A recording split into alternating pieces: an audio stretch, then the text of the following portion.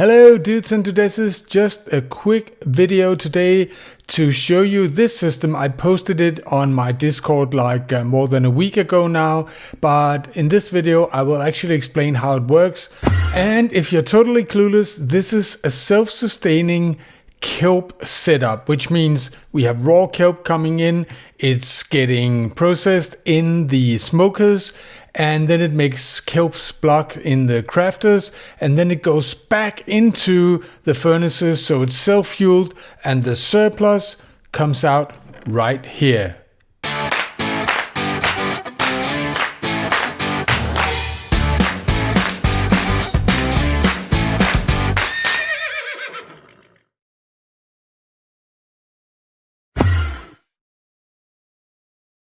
Welcome back, and today we're going to take a look at this circuit behind me.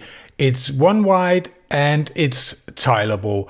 It's I think 7 high and 9 deep, if you can say that, and it uses the new crafter and it uses the copper bulbs. So what is going on in this circuit? If we start up here, you have to imagine this is where the output from a kelp farm is coming in. It's going down to a smoker, and the reason we're using a smoker is because for kelp and other dedicated items, the smelting time is only 5 seconds, and in normal furnaces it would be 10 seconds, so it's half the smelting time. When it has done finished smelting, it will go through this hopper down into this autocrafter right there. You can see it coming in right there. And when it autocrafts, it spits it out into this upwards pointing hopper, into this, that points it up here, that puts it in here in this hopper and puts it back into the smoker. So that's why it's self-sustaining. But of course, that doesn't give us any kelp block to use in a super smelter. No, it comes out right here. And the way it works is, until this system has smelted so much kelp that there is 64 kelp blocks in here, it will do a 50-50 split between what it puts up here in the smoker and what it puts down here for you to use in another furnace array. At the time when there's 64 in here, and it's noted by this one, there's one dried kelp block right here, it will activate this, which means that now the split will not be 50-50, it will be 45-55. And that's the optimal rate for this, because a kelp block can smelt 20 items, and it takes 9 items to craft a kelp block, which gives us the 45-55% split. Okay, let's see, how does it work then?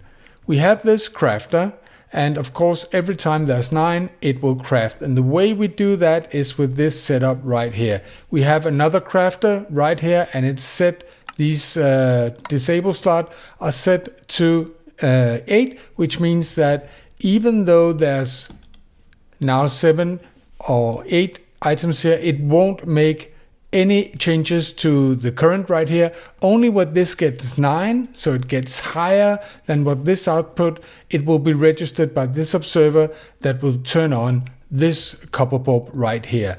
When this copper bulb is turned on, it is detected by this comparator, which puts power into here and turns off this torch right here. Now let's just see what happens. This goes in here, one more, and you can see it turns on, it turns off, and it fires this and pushes the kelp block into here. At the same time, when this is fired, it turns on this copper bulb right here, which are read by this comparator, which turns off this torch, which turns on this torch, which for a second locks this dropper, powers this block, and fires this dropper, so it goes up to the hopper where it can slide into this smoker. And then we have an additional setup right here. What this does here is that when there's an item here, as there is now, it is detected by this observer through this block. It sends a signal down to this copper bulb, turns it on, and the comparator powers this block, which means it turns off this torch, which means this one is turned on, which means this dropper is locked, which means that the item will go down here instead of going up into the smoker. And that's how we get the 45-55 split. But if we change it, if for instance we take out this, you can see it turned off, and now the system will be back to doing its 50-50 split. So every other time it will send it up there, every other time it will put it down here. The really neat thing about this is that you can use this system to get additional dried kelp for your furnace array from start, from get-go. But as it goes on and time goes and this fills up and it gets to 64 like this, and then the next one will be placed in here because it can't go in there, you will change the split so it's even better. So now you will get 55% out here and only 45% up there. One point of interest is when you start it up, this has to be turned on. This copper bulb has to be on when you start the system. As you can see in this setup I showed you in the beginning, the system is fully tileable. You can put it right next to each other. And the reason why is there is no place where it actually interacts. You might think it would interact here, but because this here will only have up till 9 and this will have 8, which means that when this is powered, it is 9 here, it goes 1, it is 8, it will not affect the circuits on either side of it.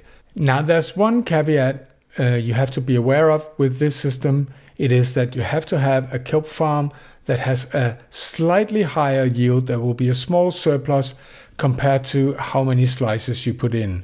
And the reason is that if there's less kelp coming in, then you will have a situation where when this is not full, when you start it up and it's a 50-50 split, the kelp block, which always can smelt 20 items, sometimes won't have 20 items to smelt, and then there will be a waste. I actually have a setup where I can show you this, but it's a totally new project, another project in this world, and I'm so excited for these new things, the autocraft, the bulb, and so on. So I just don't have time to spit out the videos fast enough as the ideas come in. But let me just show you something that I will make a video on later.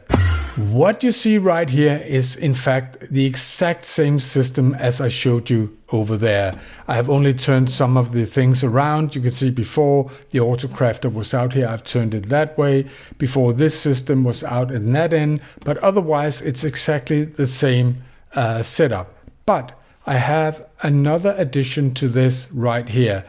I have this comparator coming out from the input hopper right there, which turns on a torch when there's nothing in it, and it actually puts a power down which locks the top dropper and by extension this hopper right here. Now why do I have that?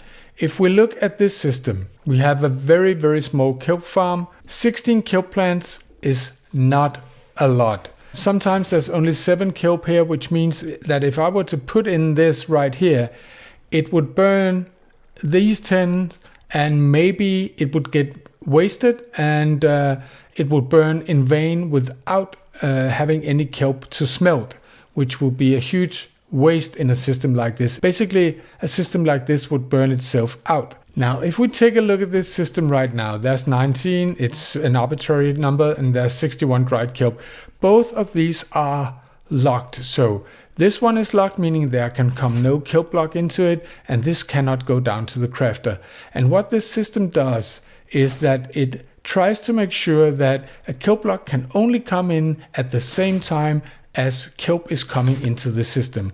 It's not absolutely foolproof. There will be some cases where a kelp block will come in and maybe there's only 15 or 16 kelps to smelt, but most of the time it will make sure that when you push in a kelp block, there will be more than 12 kelp to smelt so that nothing is wasted. But I will show you much more of this in a later video, or rather I will show you much more of this system I have built which is, this is a teaser, I suppose. This is a system which has a small kelp farm with only 8 plants, and it's like almost a battery that's slowly building up, and it has all this functionality right here, and on top of it, it has this small super smelter that I built that has only 8 furnaces in this setup right here, and with this amazing villager in the middle. He's important, and I will try to make a video on this very soon. But basically what you have here is a system that slowly builds up in the background. It's actually a very efficient, I would say, an interesting technical project. All right, dudes and dudettes, thank you so much for watching. And if you liked what you see, then leave a like. And if you're brand new, subscribe. There will probably be a lot of other crafter related videos on this channel in the near future. And see you in the next one. Bye.